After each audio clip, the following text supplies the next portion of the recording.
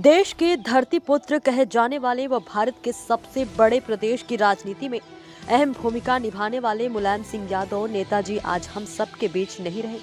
आपको बता दें, बीती 2 तारीख को अचानक स्वास्थ्य बिगड़ने के कारण उन्हें गुड़गांव के मेदांता अस्पताल में भर्ती कराया गया था।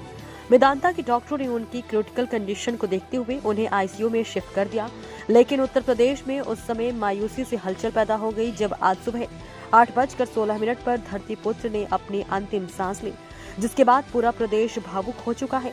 मुलायम सिंह यादव के संसदीय क्षेत्र व उनके गढ़ मैनपुरी के सपा कार्यालय पर भी देखा जा सकता है कि नेताजी के देहांत की सूचना प्राप्त होने के बाद सपा के विधायक, पदाधिकारी, सदस्य व कार्यकर्ता भारी संख्या में समाजवादी कार्यालय पर पहुंच चुके हैं। सपा का ये हुजूम नेताजी की खबर सुनकर सबकी आंखें नम देखी जा सकती है। नेताजी के मृत्यु के बाद से ही मैनपुरी में शोक का माहौल। सर, नेताजी आज हमारे बीच में नहीं हैं और आप भी समाजवादी पार्टी से जुड़े हुए हैं। इससे पहले आप किस पार्टी से बिलोंग करते थे और नेताजी के संपर्क में कैसे आए आप? देखिए भाई, 1993 से राजनीति शुरू की जी। तो उस टाइम माननीय कल्याण सिंह भाजपा में थे, बैकवर्ड के नेता थे, तो मैं उनके साथ रहा। और जब भाजपा के क्रियाकलाप देखे हमने, कल्याण सिंह जी देखे, तो 99 में भाजपा को तिलांजलि उन्होंने दी। तो इसका जो है भाजपा हटाओ का परचम जो है हम ही लोगों ने भोगांव विधानसभा से लहराया और भाजपा की 58 सीट थी, 28 की, और समाजवादी की मतलब है 37 सीटें लोकसभा की गई। हम लोग उस टाइम से समाजवादी हो गए। नहीं तो नेताजी के मतलब साथ में कैसे मिले और क्या ऐसा अच्छा लगा? हम लोग जो हैं सर्वहारा जो बहुजन समाज है, जो दबे कुचले किसान मजदूर हैं, उनकी जो बात करते हैं उनके व्यक्ति हैं। और उनकी बात करने वाले पहले कल्याण सिंह जी थे, इसलिए उन्हें पार्टी से निकाला। उसके बाद नेताजी जी, और नेताजी फिर जब कल्याण सिंह जी उधर परेशान तब भी नेताजी यहीं आए, तो उनके साथ हम भी चले आए और हम रम गए फिर नेताजी के पास। दूसरा, नेताजी का जो कृतित्व हमने देखा, जो उनका व्यक्तित्व देखा, वो इतना महान है कि आज वर्तमान में इस देश में किसी का नहीं। और आप जब बीमार हैं वेदांता में, तो देखो पूरा देश का हर व्यक्ति को वहाँ पर उनका कुशलक्षेम पूछने जाना। तो एक बात मैं बताऊँ कि मैं आप अभी कह रहा हूँ कि सर्वहारा वर्ग के व्यक्ति रहे, वो चाहते थे कि अंत्योदय हो, लास्ट वाले व्यक्ति को सम्मान कैसे मिले, जो किसान का बेटा है, मजदूर का बेटा है, झोंकी झोपड़ियों में रहता है, उसे कैसे सम्मान मिले। तो नेताजी ने ये सब कार्य किया। उनका एक हम आपको बात बताएं, साइकिल की सवारी की, तब पहले साइकिल हुआ करती थी, तो वो साइकिल इतनी प्रिय थी, उस निर्जीव को इतना प्यार किया कि अब जब पार्टी उन्होंने 1992 में बनाई, तो उस निर्जीव को भी अपनी पार्टी का सिंबल बनाया। तो मैं तो उनके ये समझ लो एक विशेष बात है। तो जीवों का उन्होंने कितना भला किया, किसानों का कितना, मजदूरों का कितना भला किया, और बहुत ब्लेम उन पर लगाए गए, लेकिन उन ब्लेमों की चिंता नहीं की। और एक हम आपको बताएं, वर्तमान में जो मुलायम सिंह यादव नहीं रहे और उनका राजनीतिक में इतिहास क्या था?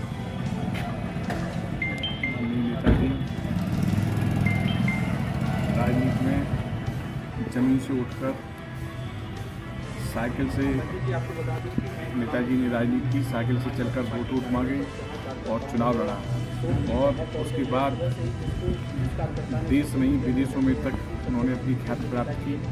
और माननीय नेताजी जैसा नेता होना इस देश के लिए संभव नहीं है। जो हम लोगों ने माननीय नेताजी को खोया है, आज का दिन हम लोगों के लिए काला दिन होगा। जिस तरह से उनके राजनीतिक कार्यकाल में जो उतार चढ़ाव हुए हैं, किस तरह के उतार चढ़ाव हुए हैं, और आज समाजवादी पार्टी पूरे मतलब जो शो का डूबी हुई है, क्या नेताजी की कमी कभी पूरी हो पाएगी? नेताजी ने संघर्ष में ही नेताजी ने राजनीति की है और संघर्ष से उठकर इस मुकाम तक पहुँचे थे नेताजी, और कभी भी हम लोगों की भरपाई नहीं हो सकती है नेताजी के जाने के बाद। आज नेताजी नहीं हैं सर, इनका राजनीतिक जीवन क्या था और कितने चुनाव यहाँ पर जो ना उन्होंने लड़े हैं, और क्या कहते थे कार्यकर्ताओं को, किस तरह से आगाह करते थे? देखिए, माननीय नेताजी का जन्म सभी में हुआ था, लेकिन उनका कार्यक्षेत्र मुख्य रूप से मैनपुरी था जी। क्योंकि उन्होंने यहीं से मैनपुरी के करहल से पुलिस शिक्षा ग्रहण की थी और करहल में वो जैन इंटर कॉलेज में टीचर भी रहे। सबसे सीधा जुड़ाव था। यहाँ तक चुनाव का प्रश्न है तो नेताजी ने मैनपुरी से लोकसभा के 5 चुनाव लड़े और जिस समय 1996 में चुनाव लड़ा, फिर जो है 2004 में लड़ा, फिर 2007 में लड़ा, जी 2009 में लड़ा, 2014 में लड़ा, 2019 में लड़ा। तो ये सारे चुनाव जो हैं उनके यहाँ कार्यकर्ताओं ने मैनेज किए हैं। नेताजी नामांकन करने के बाद कभी दोबारा मैनपुरी में प्रचार करने नहीं आते थे, क्योंकि उन्हें पूरा उत्तर प्रदेश देखना होता था। जी और मैं जब नामांकन करा के विदा करता था तो मेरी पीठ पे हाथ रख के वो ये कहते थे कि अब आप ये चुनाव संभालिए और मैं तो जो है नहीं आ पाऊँगा। तो ये चीज़ जो थी वो कार्यकर्ताओं के अंदर तक बहुत उत्साहित करती थी लोगों को और चुनाव उनके हो जाया करते थे। जी तो मैनपुरी ने उन्हें हमेशा भारी बहुमत से चुनाव जिताए हैं। और मेरे लिए एक और सौभाग्य की बात है, उन्होंने 7 बार वो लोकसभा के सदस्य रहे हैं। 5 बार मैनपुरी से और 1 बार आजमगढ़ से और 1 बार संभल से। जी कभी उन्होंने अपना प्रतिनिधि नेताजी कभी अपना प्रतिनिधि नियुक्त नहीं करते थे, लेकिन 2019 में के बाद उनका स्वास्थ्य जब थोड़ा खराब हुआ तब उन्होंने पहली बार और जब भी मैं उनसे मिलने जाता था तो मुझे बराबर हिदायतें यही दिया करते थे कि कार्यकर्ता के दुख करता। जी जिस तरह से उनको दर्द प्रवास हो गया है मेदांता हॉस्पिटल में, क्या कभी नेताजी की कमी पूरी होगी और समाजवादी पार्टी किस लेवल से देख रही है आज? नेताजी जैसा नेता दुनिया दोबारा करते हमेशा उन्होंने उनके साथ मजलूम करी और नेताजी ने बहुत जमीन पर बहुत मेहनत करके इस शिखर को पहुंचा। मुख्यमंत्री के भी में नौजवान किसान गरीब की हमेशा बात रक्षा मंत्री बने, देश की राजनीति में उन्होंने किसान नौजवान गरीबों शोषित वंचित की हमेशा ऐसे नेता भी होना चाहिए। जिस तरह से नेताजी ने पिछड़ों और दलितों के साथ में जो आगे बढ़ाने का काम किया है तो उसको किस तरह से देखते हैं?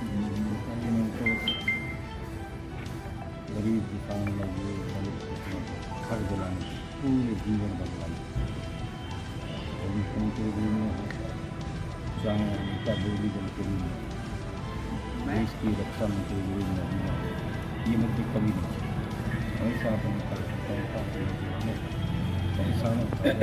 हमेशा ठीक साथ में गवर्नमेंट में रक्षा मंत्री भी है और पहली बार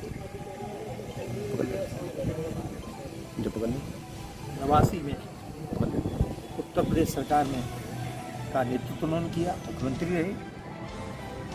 उसके बाद 1992 में दोबारा मुख्यमंत्री रहे। तीसरी बार 2002 में मुख्यमंत्री रहे। पूर्ण बहुमत मिलने के बाद 2012 में माननीय अखिलेश यादव जी को मुख्यमंत्री बनाया। नेताजी ने जमीनी स्तर से उठकर साइकिल से अपने प्रचार किया। उन्होंने मोटरसाइकिल से प्रचार किया। तब संसाधनों की बहुत कमी थी। चंदा इकट्ठा करके उन्होंने चुनाव लड़ा। जी विधानसभा में पहुंचने के बाद भी समाजवादी व्यवस्था सोशलिस्ट व्यवस्था के रहे और जो भी समाजवादी विचारों से संबंधित पार्टी थी तो चौधरी साहब के साथ रहे। चौधरी साहब ने उन्हें उत्तर प्रदेश लोक दल का प्रदेश अध्यक्ष बनाया था।